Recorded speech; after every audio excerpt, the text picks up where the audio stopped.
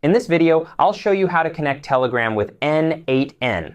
First, click the plus button in the top right corner and search for Telegram. When you select Telegram, you'll see two main ways to connect it to n8n. The first is a trigger, which activates when a message is received from Telegram. The second is an action, which is initiated from n8n. This could be sending a message or responding with a text from n8n. I'll start with the first method, which is the message trigger. To set this up, you'll need credentials. I have an existing connection, but I'll create a new one. Click to create a new credential. You'll need an access token. I'll open the n8n documentation in a new tab, which explains the process. For prerequisites, you only need a Telegram account. To get the access token, start a chat with BotFather. Click the link to open BotFather in a new tab. This will prompt you to use Telegram. You can use the web version, but I'll use the Telegram app. Once opened, you'll see BotFather's interface. Enter the new bot command to create a new bot.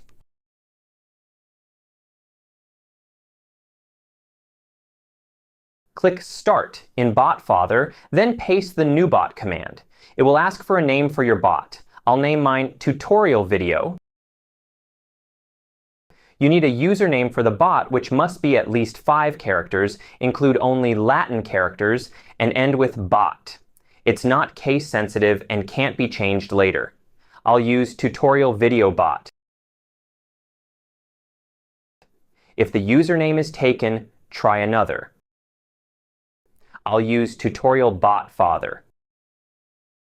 Done. You'll receive a confirmation with an access token and a link to your new bot. Congratulations! Your bot is created. Click the link to visit the bot. Before chatting, I'll copy the access token provided by BotFather to use in n8n. Paste the access token into n8n and save it. A confirmation pop-up should appear indicating a successful connection. I'll rename this credential Telegram Tutorial and save it.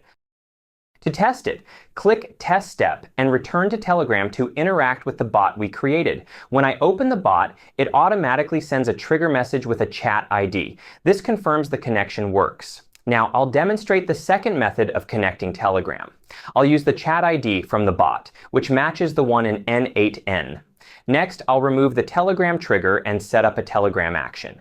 For the action, I'll choose Send a Text Message. The chat ID and text fields are required.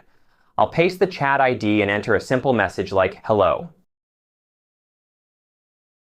Testing the step shows it executed successfully, and I received a Telegram notification with the hello message.